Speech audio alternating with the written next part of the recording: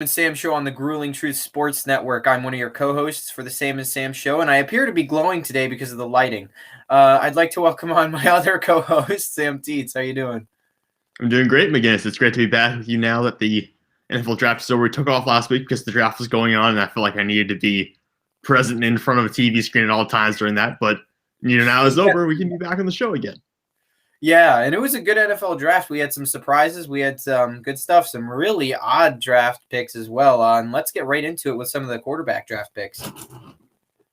Yeah, so right away, the pick everyone knew was going to happen. Well, actually, the two picks everyone knew was going to happen. Trevor Lawrence goes to Jacksonville at first overall. Zach Wilson to the Jets, second overall. Everyone, for at least a month now, probably for longer than that, I felt like these are going to be the top two picks, and the draft would start at third overall, which is basically what happened. Because no one knew what San Francisco was going to do. The consensus was that it was coming down to Trey Lance and Mac Jones at the very end. It ends up being Trey Lance at third overall. And the Bears trade up for Justin Fields. And Mac Jones falls to the New England Patriots, which is going to just be yeah, all these people potentially horrible. Yeah, people comparing him to Tom Brady are insane. Not saying he can't work, because I feel like with a lot of QBs, just Bill Belichick has made them work. But he's not the next Tom Brady. Get over yourselves. I'm not sure there'll be another Tom Brady. No. I joked about this one time, but the only comparisons between Mac Jones and Tom Brady are that they're white and unathletic, or relatively unathletic compared to some of the other guys out there. I think it was 2 weeks ago on that Sam and Sam show where you mentioned that. You're pretty much right. I was just joking about it, but in somewhat of a serious note, that's kind of the comparisons, that they're pocket passers and they're not like these dynamic athletes. That's really what the comparison is. So it doesn't go much beyond that for me. But looking at this, Trevor Lawrence is obviously the best quarterback in this draft class, but we're talking about the QB that walks into maybe the best situation. Probably Trey Lance. Lawrence's situation in Jacksonville shouldn't be underestimated, but Trey Lance in San Francisco, you have the opportunity to sit behind Jimmy Garoppolo. You have an offensive-minded coach who is viewed as in the NFL, and you have some limit talent. You got the best left tackle in the NFL. You've got a team that just runs the ball and runs the ball well, no matter who the running back is. And you've got George Kittle. So you've got a pretty good situation if you're Trey Lance. It's just a question of when will we see him? Will we see him this year? Will we see him like the Patrick Mahomes thing, or will it be a year before we see him? Like, it's just a question of when does Trey Lance hit the field? They're fed up with Jimmy Garoppolo. It's going to be this year that we see Trey Lance. It's just a matter of when this year. And on top of this, I think Trey Lance, like I've said before, a situation can make a bad quarterback far better than he is. And not to say Trey Lance is a bad quarterback, but I think he could do better than some of the other people like Zach Wilson just because of the better situation. Oh, yeah, absolutely. I agree. I think we've seen in situations in the past where rookie QBs come in and they just get demolished, and they end up being more talented maybe than the competition. But if you're going to a team like Zach Wilson that maybe is first-year head coach, so you have to work with that. And that's not necessarily a bad thing, but it takes adjustment. It's adjustment for the coaching staff and for everyone involved. And the offensive line, it's getting better. They certainly addressed that in the draft. I was about to say, I'm actually liking more the approach they're taking with Zach Wilson versus Sam Darnold, because they're actually trying to protect the one of them this time. No, my dad said something funny, so I was watching the draft with him, and he said, the New York Jets in a day have done more for Zach Wilson than what the Jets did for Sam Darnold in 4 years or 3 years. And he's right, though. In the first round of the draft, they didn't do anything for Sam Darnold except kill him. That's all they did. No, you're right. Look at this. The Jets in the offseason, they knew they were going to get a quarterback, and we've known for months now it was going to be Zach Wilson. So what did they do? They went out and they got Corey Davis. So they got you a good receiver, not a terrific receiver, but a decent receiver. And then you go out, you trade up in the first round to get a guard, when guards generally aren't viewed as being worth top 16 picks, but Elijah Vera Tucker is an exceptional player. What was that? I said, which is ridiculous, by the way. I think people undervalue how important the line is. No, I agree, but I think guard play is a little bit easier to find. I think that's why you can find for cheaper veterans sometimes. But the draft class for the New York Jets, Elijah Vera Tucker, you trade up to get him. He's a top 5 offensive lineman on almost everyone's board. He played left tackle at USC, so he can be an emergency tackle if you need him to do that. The second round, they take Elijah Moore, who was a first-round caliber wide receiver. Then they got Michael Carter, who is a running back that can function as a receiver out of the backfield. So basically, They go out and they get you all these offensive weapons over the course of the draft and the offseason already. This Jets team is already better offensively than anything Sam Darnold ever had at his disposal when he was with the Jets. Yeah, absolutely. Hopefully, for Zach Wilson's sake, he doesn't get destroyed by the organization like Sam Darnold did. And I think they're working towards steps at avoiding round 2 of that. Well, I think so. And it starts off with, the fact your head coach is not Adam Gase. I think that certainly is a good starting point. This is step 1. This is step 1. Get a decent head coach that's not Adam Gase. And I think they have that in Robert Saleh. Now, obviously, he's a defensive-minded guy, but that's, like I said, that's still better than Adam Gase, who's supposed to be this great offensive guru, this offensive genius that never worked out. So I think that I thought he was a good coach, dude. Peyton Manning vouched for Adam Gase, and he's part of the reason the New York Jets hired the guy to begin with. Or I forget if the New York Jets remind me which other team it was. One of those teams hired Adam Gase because Peyton Manning gave him a good recommendation. So mistakes. Yeah, mistakes for me. But the point is, I think this is a very good starting point for Zach Wilson as well. The one that interests me is Mac Jones, really, because actually, they're all kind of interesting. But we know Trevor Lawrence is going to be the day one starter. The Justin Fields situation is interesting. So they brought in Andy Dalton. They put out a tweet, a picture of Andy Dalton, and QB1 was the caption. That was it from the Chicago's official account. Now you trade up to draft Justin Fields in the first round. So let's talk about mistakes here for a second. How do you not put Justin Fields? Like, the dude's got massive confidence. The last thing you do is kill it by not starting him. Yeah, I think the one concern is, obviously, and this is a concern for a lot of franchises, you don't want to throw a guy out there too soon. And Justin Fields fell to 11th overall, which is weird because he's probably the second most experienced and also qualified guys from the college level in this draft, only behind Trevor Lawrence. I was about to say, I honestly think, regardless of how records and such turn out, I think talent-wise, Justin Fields got to be number 2. Yeah, he's number 2 and number 3. I mean, him and Zach Wilson were right there for me. I had both of them as top 10 prospects in this draft. So I had Trevor Lawrence at 1. I think I might have had like Zach Wilson 7, Justin Fields 9, but that's not a huge gap between those two players. So I think you have to put him up there. And the only guy holding him off the field is Andy Dalton. Now, my concern here is that Andy Dalton is a solid quarterback. He's a solid quarterback, but I don't think he'll be there. That by me again? Yeah. He was a solid quarterback. It's past tense, Teets. He's dead. Let me put it this way. Adam Gase. I was going to say, thinking about Adam Gase. Ryan Pace and Matt Nagy traded up to draft Justin Fields because this is probably the final year they're going to be in Chicago. The only hope they have of saving their careers or saving their jobs, current jobs, is by getting Justin Fields on that, Justin Fields out there and either winning football games or Justin Fields just plays really well.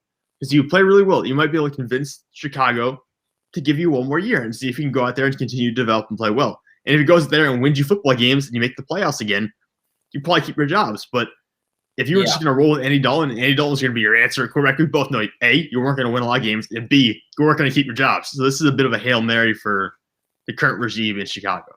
Also, keep in mind, Andy Dalton isn't an answer. Yeah, not a long-term answer anymore. But he had his glory days in Cincinnati. I think they made the playoffs 5 consecutive years with the Bengals, but then, things have obviously fallen off quite a bit since then. You want to know how many of those they won, though? It's a whopping 0. Zero, yeah. I think 1 year, I don't think Andy Dalton was healthy 1 year. I think maybe AJ McCarron started one of those playoff games. I forget, though. I can't quite remember. Poor AJ McCarron could have been a starter somewhere if he had gotten the right help. Yeah.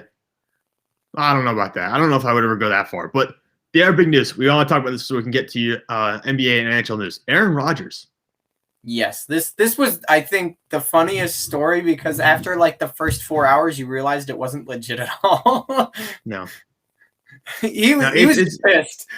Yeah, it's very weird how this all played out. So the report that Adam Schefter sent out, which is basically saying that Aaron Rodgers is telling people in the organization doesn't want to be there anymore. He doesn't plan to be there next year. I have no idea if that is true or not, even all these days later.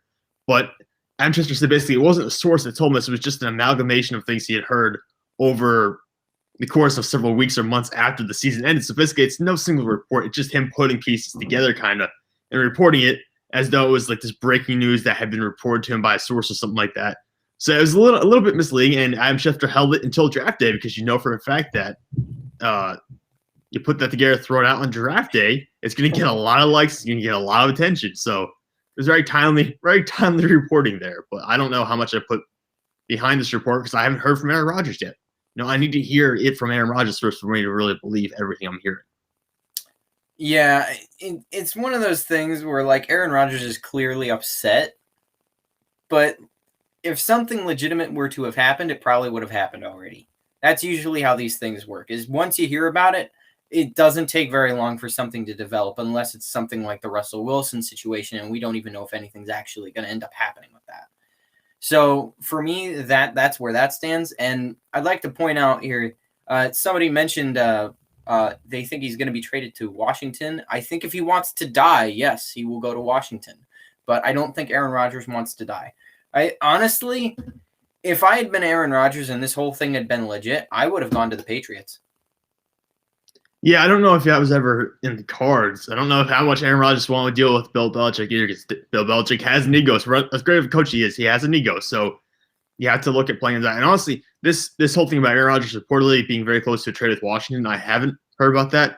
But also, it was reported, I think, the first night of the draft or the second night of the draft, that Denver was closing in on a deal for Aaron Rodgers. And you want to know what never happened? A deal for Aaron Rodgers. So all of these report things that are close to being done, it just – I don't know. And, you hear all this stuff being leaked out. Until I actually hear from Aaron Rodgers himself, it's very hard to trust some of these shadowy sources. And here we got another comment saying that Rodgers has told management he wants to play for Ron Rivera or he will retire. I have not heard that. I have heard that people have thought about the idea of him threatening to retire, potentially retire and go maybe host Jeopardy or something like that. He's recently married, so he's at a very interesting point in his life. But it's I don't know. I mean, I'm at a point where, like I said, I want to hear from Aaron Rodgers because right now it's a lot of people talking. It's a lot of false information being leaked out. I'm sure there's a little bit coming from both sides. And also the fact that it's just a lot of talking heads on TV who are trying to put pieces together who don't really know for sure what's going on. So I'd be very interested in hearing what your source is for the fact that Rodgers wants to go play for Ron Rivera or retire, because I haven't seen that yet from any of the major credible sources. So I'll be very interested to see. A Green Bay beat reporter, he said, tweeted this out in the last 25 minutes. All right, so I did not see that before the show, but maybe we'll see that develop in the coming days. But that'd certainly be a storyline to keep an eye on. The only thing I can think from that perspective is the only advantage Aaron Rodgers would have by going to Washington is that I think that you could pretty much guarantee every time they played a divisional opponent, they'd beat the crap out of them. I think outside of that and winning the division, I mean, your team is far less than it is in Green Bay. Your issue is currently making it past the third round, has been for a long time. And now your issue is going to be making it past the first round if you go to Washington. Yeah, that's the thing. It's very interesting because you know what you can get from Green Bay consistently, because they went to the NFC Championship game both the past 2 years. But if you go to Washington, I mean, you made the playoffs last year. And presumably if Aaron Rodgers goes there, he's the best quarterback in the division automatically. Presumably Washington makes the playoffs and wins that division fairly easily, especially with the defensive line they have. The concern there would be you have Terry McLaurin, whoever, like a wide receiver. You have Curtis Samuel, Antonio Gibson. You've added to the offensive line. I just don't know. Is that team going to automatically be better than Green Bay currently? Because Green Bay has a fantastic secondary, and Washington doesn't have it. Now, Washington this year is going to be a better football team than I think what people expect. They're going to win probably, it's a 17-game season. I could see them winning, depending on how Ryan Fitzpatrick plays, which is a big question mark. I could see them winning 11 or 12 games at most with Fitzpatrick playing well. If Fitzpatrick does the thing where he drops off after the first 5 games, if Fitzpatrick drops off for the first 5 games, they're probably going to be an 8 or 9 win team. But I think there's a real chance here if they get Rodgers in there, which I don't think financially could happen, but we'll see if they get Rodgers in there. Ryan Fitzpatrick, we all know, is not a long-term answer. He's a short spark that works for a little while. And the same thing will happen with Washington. He is a great utility player. That is it. He cannot get you 11 wins. He cannot get you 11 wins on any basis. Yeah, I'd be very interested to see how that would work out financially. And we have a quote here. I haven't seen this tweet myself, but if we're trusting the viewer on this one, it said Rodgers believes that with the Chase Young-led defense, which is a very good defense, he can win multiple Super Bowls. And that defensive line does have, 4 first-round picks invested into it or something of the sorts. They have a lot of talent up front. Once again, that secondary is not. The only way I can justify this is if they get more offensive help. Their defense is set. Their defense could compare to Tampa Bay's, but their offense could not, even with him. I don't know. I think you might be underestimating the offense a little bit. They do have Terry McLaurin, who I like as a true number 1. They've got Curtis Samuel in the slot. That's a guy who got over 1,000 yards from scrimmage this past year. The offensive line, you've got Morgan Moses now. You've got some decent buzz. Brandon Sheriff's up there. And Tony Gibson's the guy who I really like at running back right now. And even Logan Thomas, the tight end. So I think it's a good unit. You just don't have Antonio Gibson's probably not Aaron Jones, and Terry McLaurin is not Devontae Adams. Absolutely. So I think you're going to have to look at that. And you don't have David Bakhtiari on the roster. Corey Linsley obviously is not in Green Bay anymore, but when Corey Linsley was there this past year, you're not going to have that caliber player in Washington. So I think that's part of the concern with this hypothetical situation, is that it will be a bit of a drop-off, but I don't think as significant as a drop-off as some people expect. I think if Aaron Rodgers went there, he could win, probably 11 games, maybe 10, somewhere in there. But I don't think the offense is developed enough. I mean, it wasn't very good this last year. Granted, its quarterback play was absolutely horrendous. It was terrible. Like, Alex Smith is a great story, but it was awful. Well, Alex Smith was a better leader than he was a quarterback that last year. I can agree with that. He's a good quarterback, but I think just maybe because of injuries or the situation, he was kind of destroyed. But he was a better leader in this last year than he was an actual QB. Yes, it would be very interesting. I do like this offensive line, though. They got Sam Cosmi in the draft. He's your left tackle. Eric Flowers should trade for. It was a decent guard, not fantastic, obviously. They're set at center. Brandon Sharp and Morgan Moses on the right side is obviously the strong suit of the line. You draft Diami Brown, who's also a slot receiver. I don't know how you'll get him on the field at the same time as Curtis Samuel, but presumably you'll make it work. And defensively, you add Jamin Davis, from Kentucky as your top pick in the first round. So I like what they have here. But again, I know the ceiling for Green Bay. I don't know the ceiling for Washington. So that probably is the big concern here. Aaron Rodgers makes it much better, but I just don't know where that ceiling would be. Yeah, hard to know. All right. Let's move on here. Ready? Yeah, ready. Hit some NBA news, and then I kick it over to you so you can get the NHL stuff, because I know you want to talk about that. Some real quick stuff for NBA. LeBron's going to miss a couple more games with ankle soreness. So he came back from the high ankle sprain, which is a very difficult injury to come back from. And now he's going to miss more time because he played a few games and just wasn't feeling good. And the reason this is relevant. It is. It really unfortunate. Not necessarily for other fans, because I'm sure there are all the LeBron haters are loving this. Oh, it must be, yeah. Everybody else, and I'm in neither category, because the NBA is I know things about it, but it's not like my thing like it is yours. But looking at this from the outside looking in, whether they're healthy or not at this point, just because of the number of injuries, I think they might very well be screwed regardless of what their seeding is.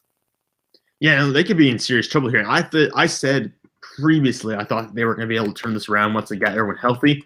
But it's looking like getting everyone healthy is going to be a bigger challenge than I expected initially, because, like I said, LeBron going to miss some more time here. And even when he comes back, the rumors are that with the ankle sprain he suffered, he's not going to be 100% until the offseason. So that means he's never going to get back to 100% here in this playoff run.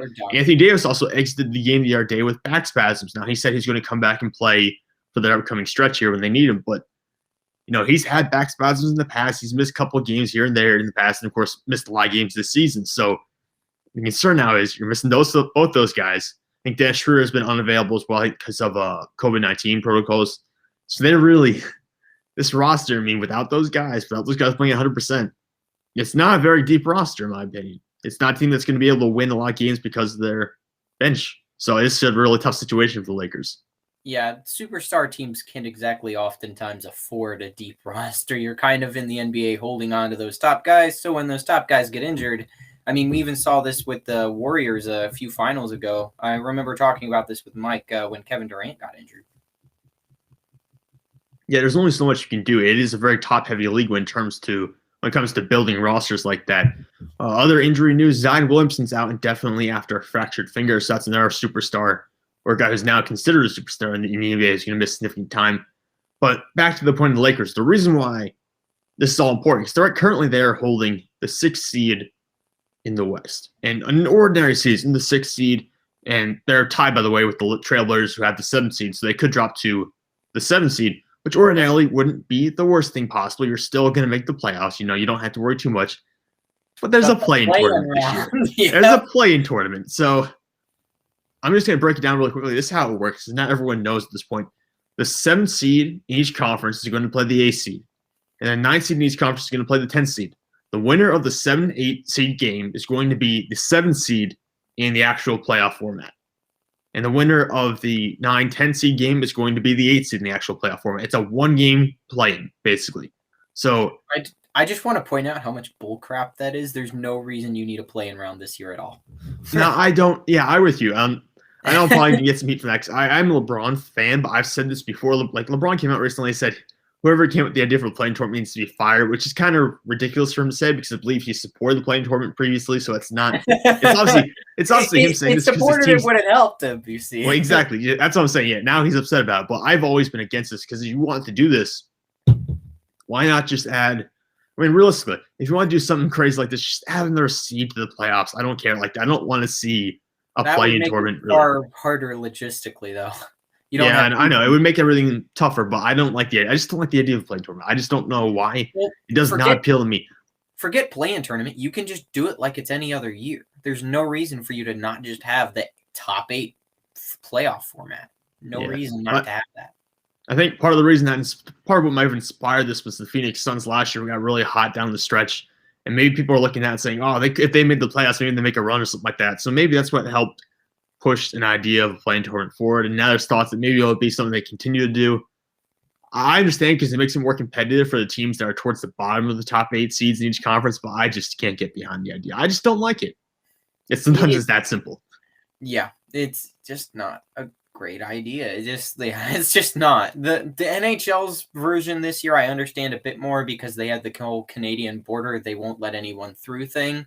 So when they broke it up to divisions, I understood it more. Plus they needed money, so they went out and got those divisions sponsored, etc. But the NBA does not need that. They have one Canadian team. One. Yeah, exactly. So we can all agree the play-in tournament's stupid. I never want to see it again. Ever.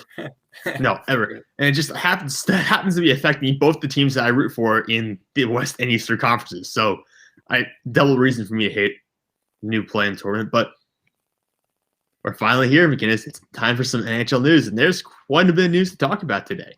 Yeah. The worst part of this is I'm feeling like garbage. I'm feeling sick, so now I'm like going to have to somehow be angry and also sick at the same time. I'm sure I'll find a way, but so for those of you who don't know, a while ago, what do you say, like a couple months ago, we talked about hit McDavid had on another player. He basically just elbowed him to the face. The NHL fined him $5,000 and didn't spend him. So quick note before I get into this about the $5,000 fines. The NHLPA set it so that the largest fine you can fine a player is $5,000. So there's no reason to ever be mad about a $5,000 fine. The NHLPA regulates that. Suspensions you can be pissed about because the NHL, yes, they do regulate that. Basically, because I can't pull up the clip because that would be copyrights, but basically Tom Wilson dropped somebody onto the ground, punched him in the back of the head while he was on the ground, and then a fight ensued, obviously, because, players are going to be pissed about that because they should be. He proceeds to, and it's hard to see, but he may have also ripped Artemi Panarin's helmet off, but regardless of how it came off, he throws Artemi Panarin to the ice quite hard. It was basically a body slam without a helmet on, and then he threw him on the ground again, proceeded to punch him a few times. $5,000 fine, no suspension. Is Panarin, is he playing again this year? I forget. Wasn't there something about how long he's going to miss? So, yeah, Artemi Panarin is done for the year because of what Tom Wilson did for him. Now, granted, that sounds extreme, but it's only a few games because we're nearing the end of. But regardless of the matter, he's missing games and Tom Wilson isn't for something Tom Wilson did. This is stupid. I also want to pull up this. This was a tweet the Rangers got fined $250,000 for, by the way. I'm going to read it directly here for you. Yeah. Let's see here. Sorry, my bad. All right, I had the wrong thing pulled up. Because I don't have it directly in front of me, I'm basically going to give you the gist of it. The Rangers basically said that the head of the NHL Player Safety Department needed to be fired. They were shocked and horrified that they hadn't suspended him and, in fact, used some of those same words. And basically said it how it was. And then got fined $250,000 for it. Yeah, it's kind of crazy you can get fined that much money. They got fined $250,000 for being correct. And Tom Wilson didn't even get suspended. I would like to call some bull crap, by the way. This makes the McDavid thing look like pennies. This is nothing compared to that. I have the statement up here if you want to hear it. I do. I thought I had the correct one pulled up, and I started reading it again, and I was like, hold up, this is similar, but it's not the same one. Yeah, here it is. So the statement from the New York Rangers. The New York Rangers are extremely disappointed that Capitals forward Tom Wilson was not suspended for his horrifying act of violence last night at Madison Square Garden. Wilson is a repeat offender with a long history of these types of acts, and we find it shocking that the NHL and their Department of Player Safety failed to take the appropriate action and suspend him indefinitely. Wilson's dangerous and reckless actions caused an injury to Artemi Panarin that will prevent him from playing again this season. We view this as a dereliction of duty by NHL head of player safety, George Paros. Is that how you say his last name? Yes, it is Paros. And I believe he's unfit to continue his current role. So basically, they're calling for the head of player safety to retire or to be fired because of his inaction here in the situation. I feel like that's appropriate. There's no way you can't see, like, even the head of player safety there in Paros has to know that a suspension there was deserving. The reasons I can think of why he wouldn't from an NHL perspective is perhaps money. If you look at this, the playoffs are coming. If you actually gave Tom Wilson a legitimate suspension, he might miss a playoff game or two, which could hurt their money situation along with the Capitals, because if you believe it or not, Tom Wilson this season is a top 5 scorer for the Washington Capitals. So this could be motivated by that. There's no way he doesn't know that a suspension there isn't deserved. I mean, Tom Wilson did something I would consider far less aggressive earlier this year when he bashed somebody's head up against the glass and got suspended 7 games for. But literally what normally would be considered assault, if it were anywhere but the ice, has no suspension. There's other motives behind this. And clearly the NHL is behind Paros instead of the players, which is disgusting.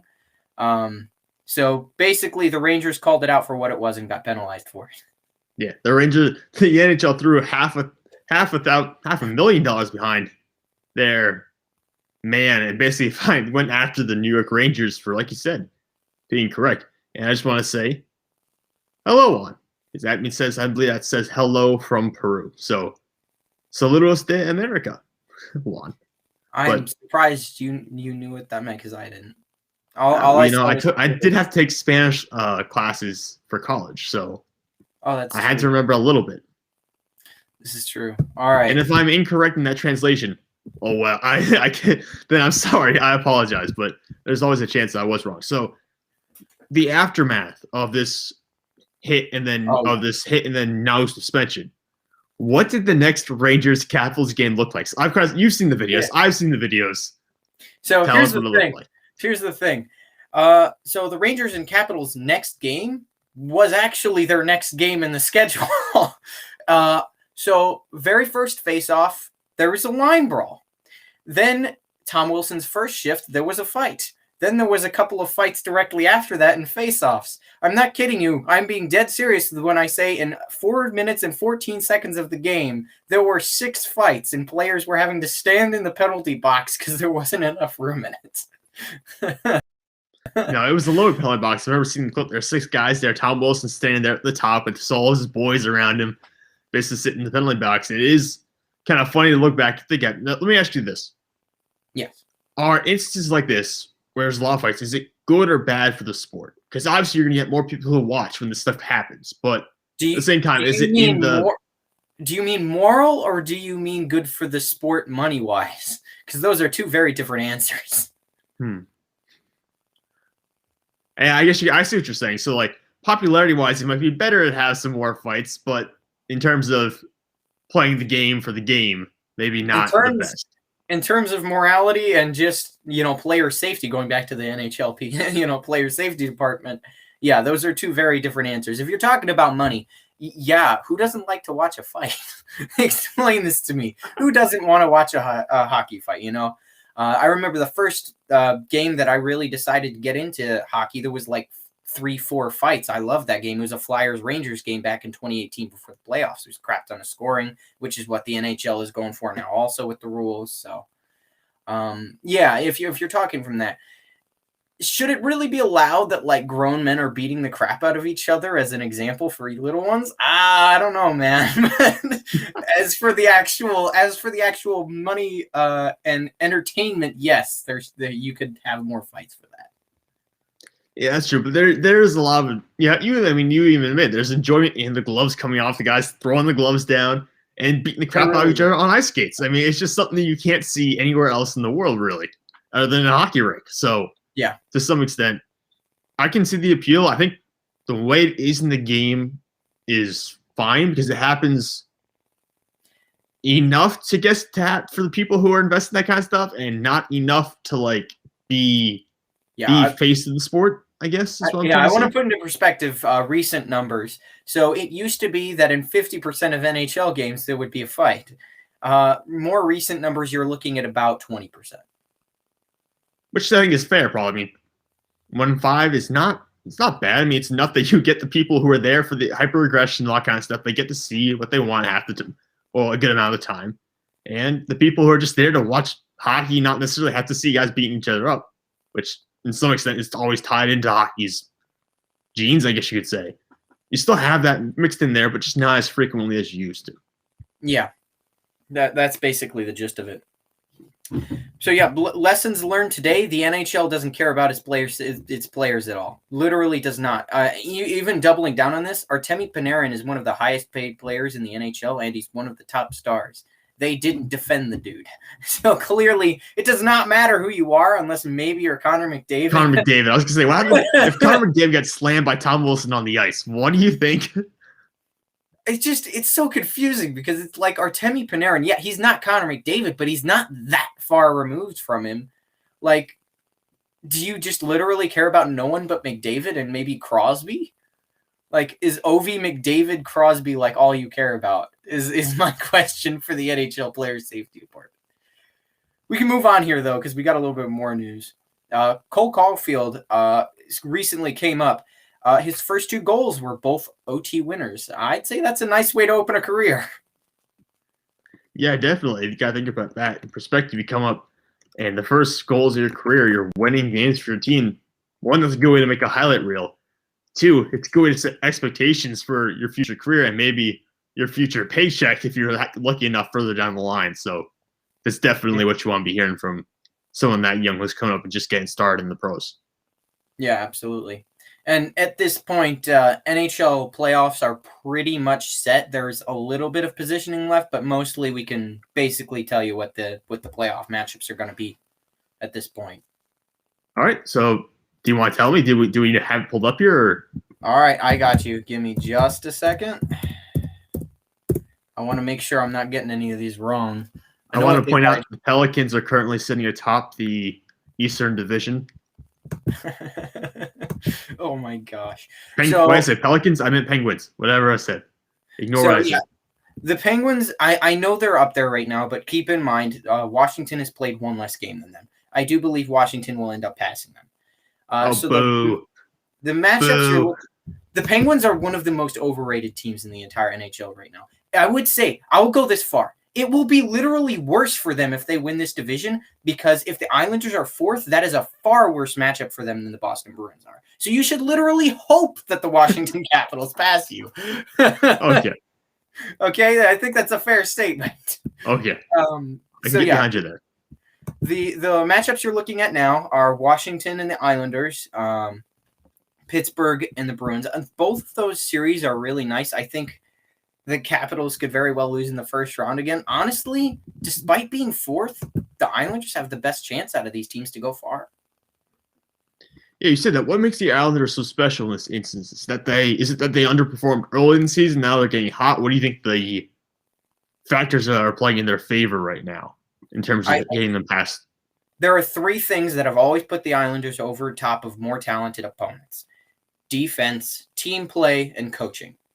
So usually the first 2 are pretty good, but then the coaching just maximizes the first 2. And so with that in mind, I mean, they've blown by opponents that were far better than, I mean, they beat Pittsburgh a couple years back. They beat the Capitals this last year. They made it to the 3rd round for a team that has no offense to be spoken of. They've got a shot at going pretty far. All right, so you like the Islanders quite a bit. What about in the Central Division? What were we looking at so far? I see the Hurricanes are certainly up there holding the top seed. Yeah, this is one of the weirdest things ever. This might be as a result of Kucherov being out for the Lightning. But yeah, Carolina is more than likely going to face Nashville. The Dallas Stars won recently, though, so they had a huge dip at the beginning of the season. They're now late in the season, just barely potentially making a spot in the playoffs. They would have to win their next two games, and then the Nashville Predators would have to lose one of their next two for the Stars to make it in. So the Stars are looking for a little bit of luck, play at the same time. Yeah, see, the Predators currently have 60 points right now, and compared to the Stars, they have 58. They both played 54 games so far, so they're right there on the stretch. And, I mean, the Stars, this is a team that, got hot late last year, made it into the playoffs, and went on a run. So you're thinking maybe if they just can get into the playoffs, maybe they can do something again. Their hope would have to be, if the Stars wanted to win a cup, their hope would have to be that Tampa Bay somehow loses to Florida in the first round, because Tampa Bay has absolutely rolled them this whole season. It's been embarrassing. I mean, Tampa Bay's just destroyed them. They do not want to play Tampa Bay again, regardless of how this turns out. They do not want to play Tampa Bay again. And looking at the West Division right now, the Golden Knights, looks like they have a decent lead there. Probably will hold, well, maybe they'll lose it, but they might hold. They have probably a better chance to hold on to that than lose it to the Avalanche, the Wild. And it looks like the Blues have a decent lead for that final spot if we're talking about 4 spots coming out of the Western Division. Yeah, so the Blues have actually, funny enough, the NHL has not actually updated this on their website, so keep this in mind, but the Blues have actually secured their spot in the playoffs. And I really don't think anything's going to change from this exact format. So what you're looking at is Vegas versus the Blues. Vegas should win that. And then the Colorado Avalanche versus the Minnesota Wild, which should actually be a good series with Kaprizov and Cam Talbot really performing this season. All right, that's your West Division. And then the final one, the North Division, 3 teams have already clinched here, unless, of course, there's one more that's clinched and just has not updated so far. But the Maple Leafs going in as the first seed right now, and by far the first in this division. The Oilers second, the Jets third, and then looks like the Canadiens will be the fourth one. Yeah, this is crazy to think. The Maple Leafs, unlike other years, the Maple Leafs actually have a chance at winning in the first round this time. But the Canadiens were probably one of the worst matchups for them. more getting unlucky for Maple Leafs fans there. Now, this depends, though. Carey Price has to get healthy for this to matter. If he's not, if the Maple Leafs don't win at that point, you're going to sell the franchise. You're going to move somewhere else because it's that bad at this point if you don't win and they don't have Carey Price in. The Canadiens are not a very good team. And honestly, this division as a whole is kind of a joke. Everybody's talking about Connor McDavid's going to hit 100 points in 56 games. Yeah, literally he plays garbage teams every single night. The only teams he doesn't are the Maple Leafs and maybe the Jets. I mean, when you're playing the Ottawa Senators 10 times in a year, you can't tell me how impressive these point totals are. So let me ask you this. If the North Division is the weakest one, what do you think is the strongest division this year? Oh, I think it's got to... Is it the East? It's either going to be the East or the Central. I'm going to lean on the East here. And honestly, the Rangers at the end of the year have really performed a little bit better. The Philadelphia Flyers fell off a literal cliff. They'll be back next year, but this year they decided to die, which I still don't understand this. To this day, it confuses me. I ended up writing an article about them that makes no sense. I don't know why their defense decided to all of a sudden cease to exist and their goaltending die. But that is what they've proceeded to do, which is why they're not there. Yeah, the Devils are not last place in that division. In the Central, like you mentioned, obviously they have the Hurricanes in there right now, the Lightning, Panthers, and we said the Predators as well, the Stars competing. So it looks like a pretty good group. But it's between those two, right? I mean, the West Division doesn't come close, in your opinion?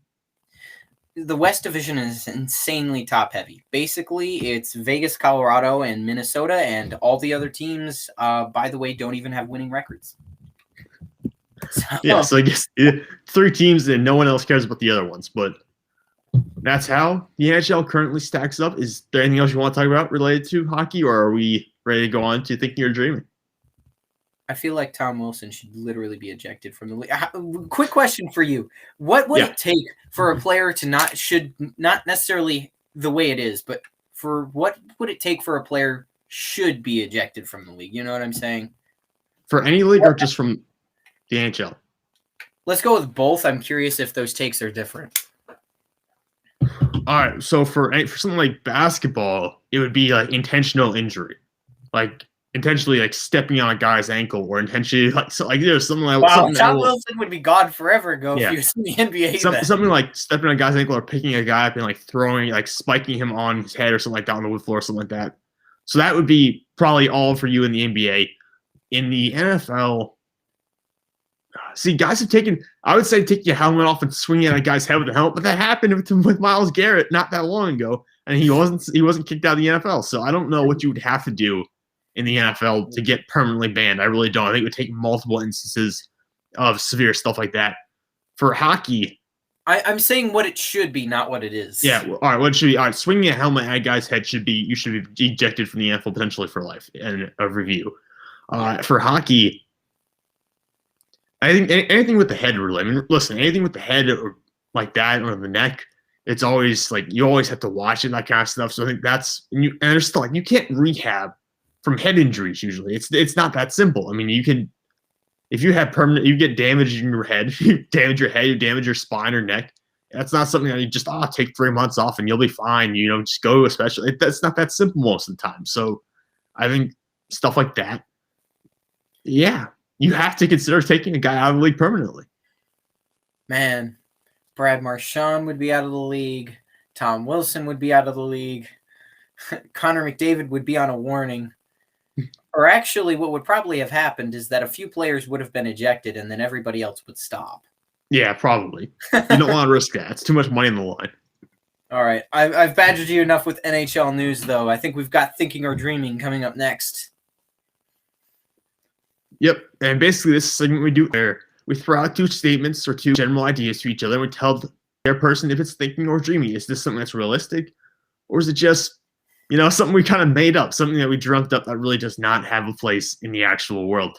So I believe I went first last time. I could be wrong, though, because it's been 2 weeks. But why don't you hit me with one of yours? It has been a couple of weeks. If Rodgers leaves Green Bay, the NFC North will be the NFC North will be the worst division in football. Ooh, the worst. All right. I haven't actually looked at your stuff yet, so this is interesting. I think there's a chance because if you just look at the divisions right now, the obvious answer, if you ask me which was the worst, I would just go right to the NFC East, the one that didn't have a winning team last year. Yeah, they got Dak Prescott back. And Washington, I think Washington definitely got better this offseason, especially at quarterback with Ryan Fitzpatrick, which is somewhat of an odd thing to say, but they got better at quarterback with Ryan Fitzpatrick. It's bad when Ryan Fitzpatrick is an upgrade. Yeah. And Jalen Hurts for Philadelphia, realistically, probably can't do much worse than what Carson Wentz did last year. So you have to think that this division is going to get better. Looking at it, I think this is, I think this is thinking because the Packers were the only team with a winning record out of the NFC North last year. Chicago was 8-8. They made the playoffs. They made the playoffs because Arizona screwed up, essentially, not because Chicago did anything that was playoff worthy. So I think that if Rodgers was the lead, they made the playoffs because the playoffs were expanded. Well, that too, yeah. That too. That helped as well. So realistically, if Rodgers leaves, Green Bay probably wins 7 or 8 games. I mean, that's probably about it because I don't know who the quarterback will be. If it's Jordan Love, you might win 5 games realistically. And quarterback play is essential here in the NFL. So really, I think this is thinking. I really do because I'm not sold that Chicago is going to be much better because Justin Fields, yes, he's an upgrade over Mitch Trubisky, but he's a rookie as well. We've seen guys like Josh Allen come in and be great by year 3, but stinking year 1. So I think there's a chance that Chicago won't be that good. Minnesota has kind of been mired in mediocrity for a while now. They had a 13-win season they never improved on.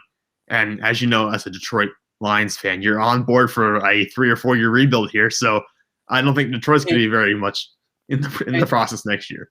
It's the cycle. We hire a coach. We get great talent. We proceed to waste talent and get a new coach. Repeat. You forgot about the part where the generational talent retires early. Or goes to another team, yeah. Yeah, or requests a trade. But see, Matthew Stafford was smart. He broke the thing. He was like, I like this though. I think I'll just go over here. yeah, he's like, I like making millions of dollars playing football. I think I'm just going to do it somewhere else. yeah. Oh, poor Matthew Stafford. See, it's unfortunate. He just should have done it earlier because his trade value was going to be the same either way. Like, if he had done this 5 years earlier, his trade value would still be the same. Yeah. But I think at this point, fans aren't mad at him about it because they recognize that there's no way he's going to. There's no way. There was no way he's ever going to get a chance at winning a meaningful game in the playoffs with the way Detroit was at the current time. So everyone recognized that he was well within his right to do what he did. Calvin Johnson, one of the greatest wide receivers to have ever played the game, never won a playoff game. Yep. This is what Detroit does. Oh. Yeah. All right. Here's my first thing for you. The NHL needs to completely redo how it polices health and safety on the ice. I feel like if I said this was dreaming, I would probably need to be hacked.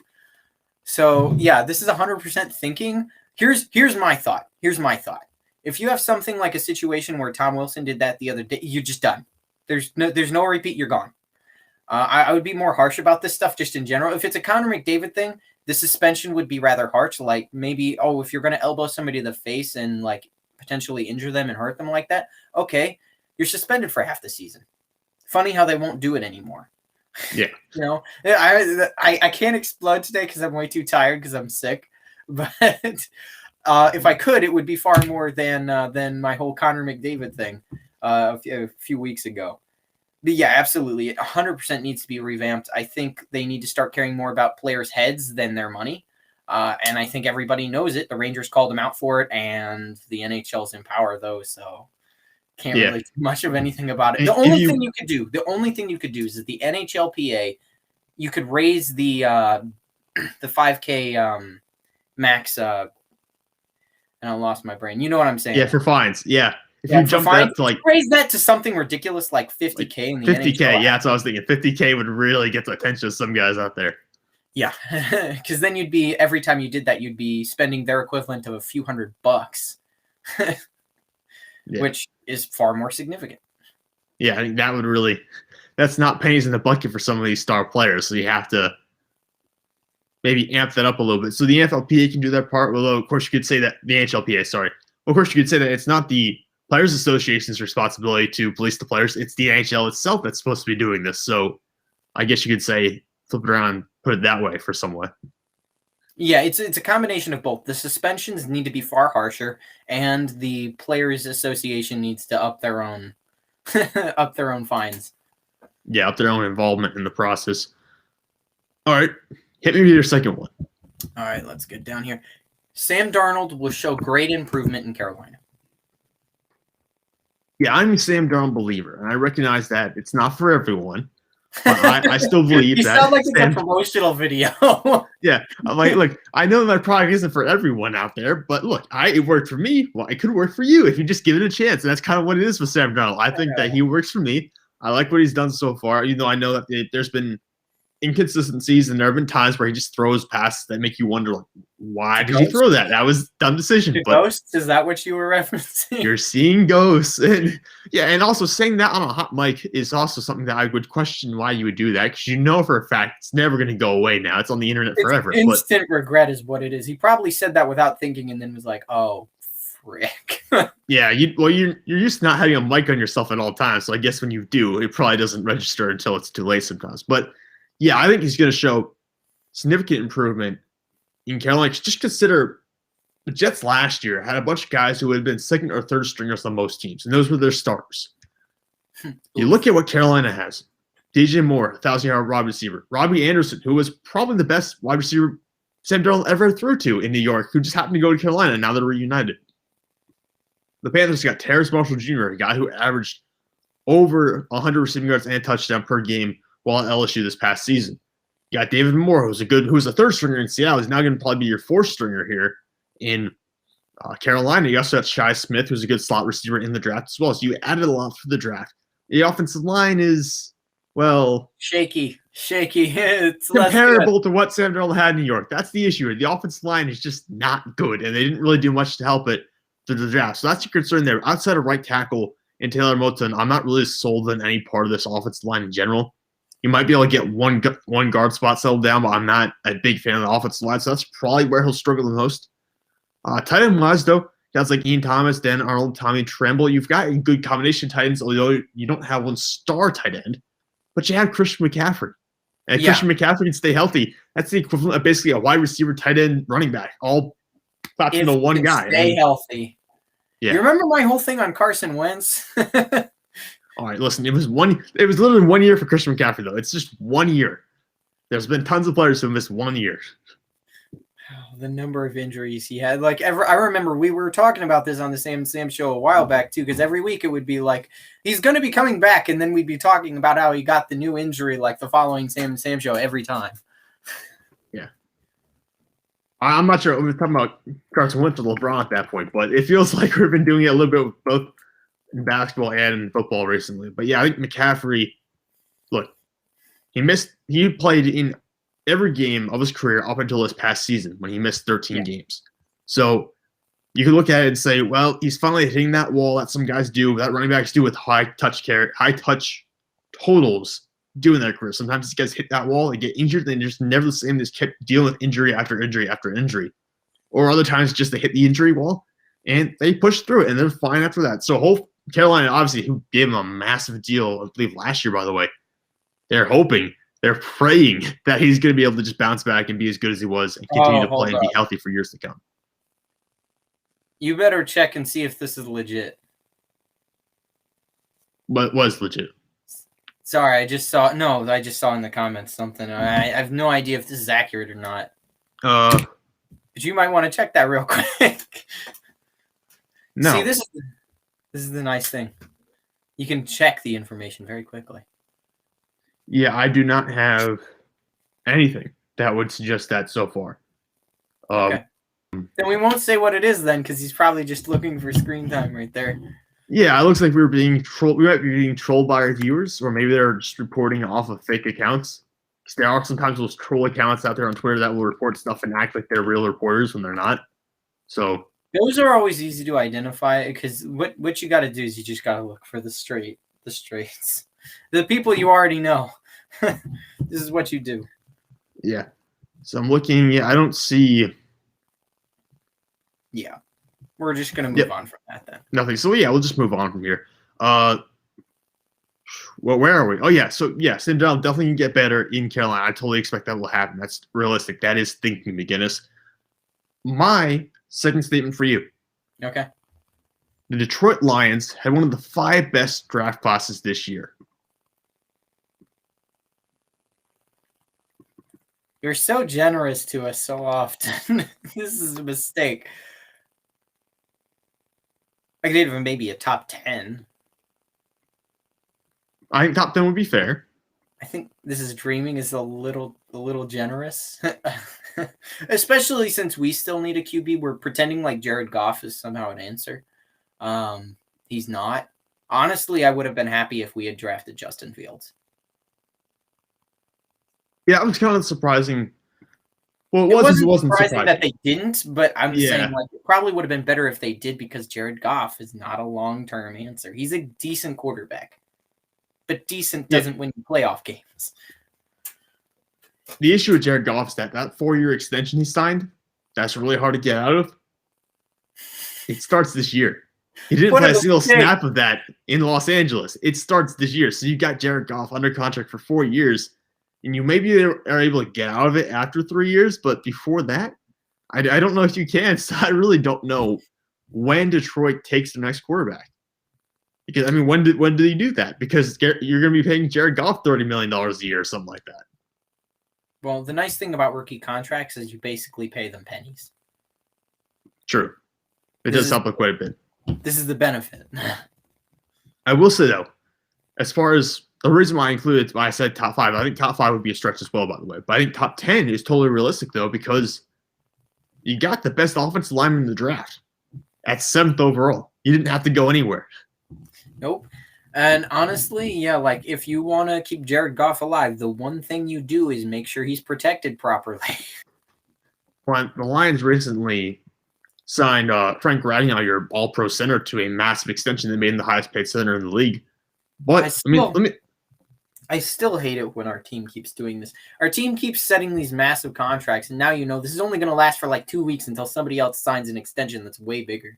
And basically what we do every time we do that is we sabotage our defense because we play our offensive players a ridiculous amount of money, and then no money can go towards the defense because you've spent it all. Well, let me read to you your offensive line, though. You've got Taylor Decker, who's arguably a top 10 left tackle currently. Right. Jonah Jackson, who I believe is going to his second year of his career. You've got Frank Ragnow at center. He's an all-pro. Right. You've got Logan Stenberg or Tyrell Crosby or Vaitai. I don't know who you have at right guard, I'll be honest. That's kind of a rotating door right now. You haven't filled one star for certain yet. And then you got Penei Sewell at right tackle. Regardless who ends up at right guard, that's still a really good offensive line. I was about to say, this is like a number 6 or number 7 offensive line. Yeah. It's still good. And it should get better, though, hypothetically, because Penei Sewell is going to get better. Joe Jackson's going to get better. Whoever you play at right guard is probably going to get better as well. So I had to think. The first 2 are accurate. The last one has been, like you said, a revolving door. We're going to need a new solution for that. In the future. Well, let me put it this way.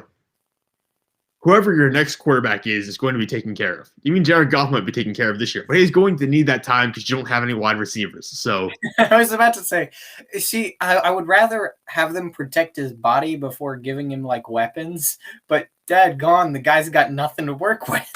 I really, like I said, I actually really like Detroit's draft this year. My only concern is that you got Amon-Ra St. Brown in the 4th round, which I think is a really good value pick because he's a physical slot receiver.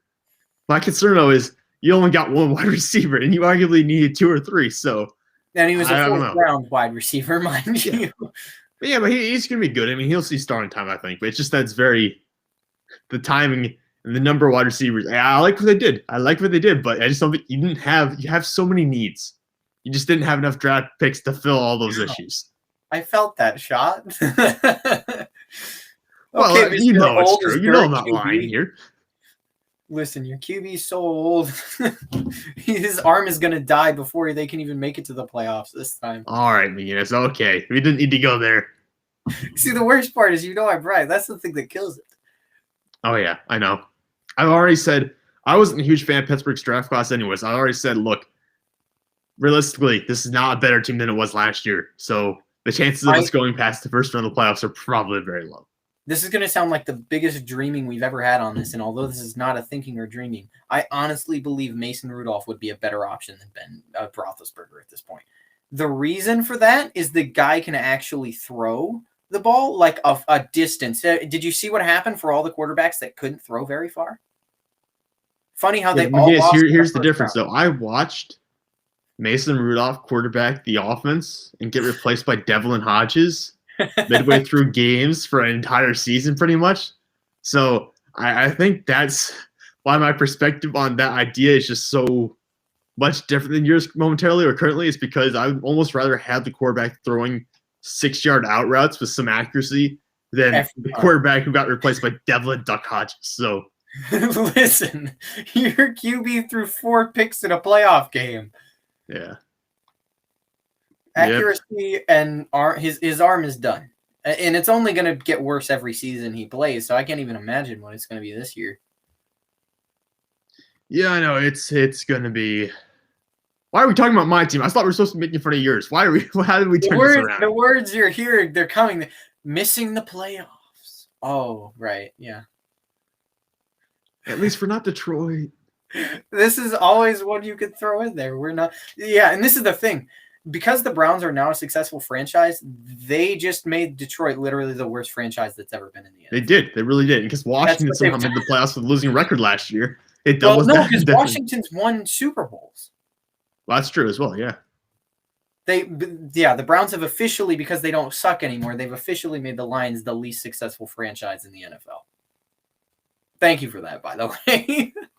Hey, I'm happy for it.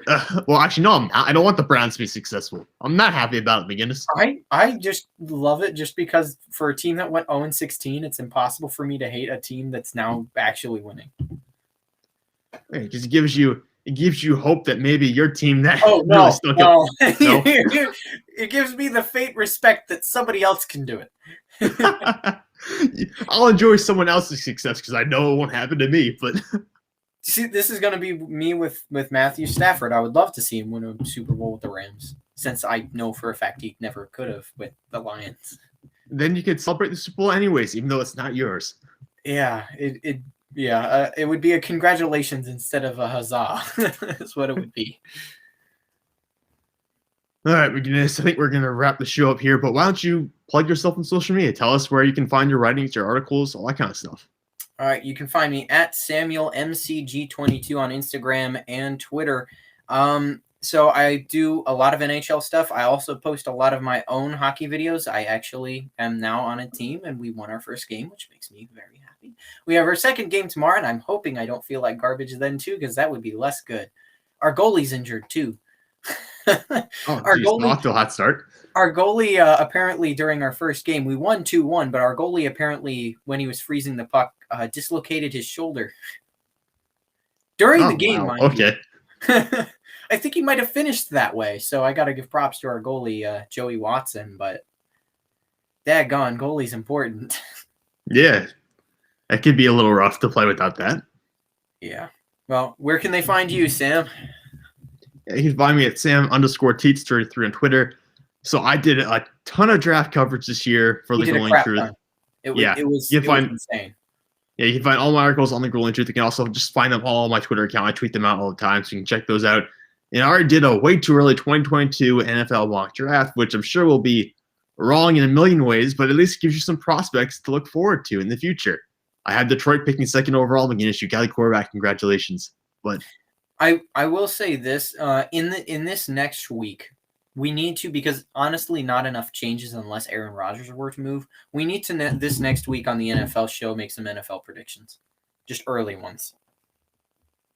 Yeah, we could do that. I mean, that will, yeah, early predictions that I'm sure will change 2 or 3 times before the season actually starts because we'll feel, but yeah, it'll throw something out there. That way we can look back and laugh at ourselves a little bit if we're entirely wrong. Yeah, for some reason, I'm just the guy that gets all the dark horse things correct and everything. Like the actual teams in the first place that should be winning, I get completely wrong, but I get that odd team right just about every time. Yeah. The Stars, for instance. The Dallas Stars, I said they were a Stanley Cup contender this last year. They surprised after like being disgusting at the beginning of the season, proceeded to actually go to the Stanley Cup. Yeah, I guessed every game right and then changed my answer. Yeah. So, interesting pairing. But for anyone listening, anyone still listening, we appreciate you guys tuning in tonight to check out the show. We're back next Friday at 9:30. We do every Friday at 9:30, so this is a regular show. You can go back and check out some of our previous episodes if you want. And of course, like I said, set a reminder because we'll be back the same time next week. I can almost guarantee it. And we'll try to let you know if something else changes the schedule. But 9:30 every Friday. Go follow Sam McGinnis on Twitter and check out his NHL articles. Go follow me on Twitter. Check out all my NFL stuff. We appreciate you all tuning in tonight. Thank you. Have a good weekend.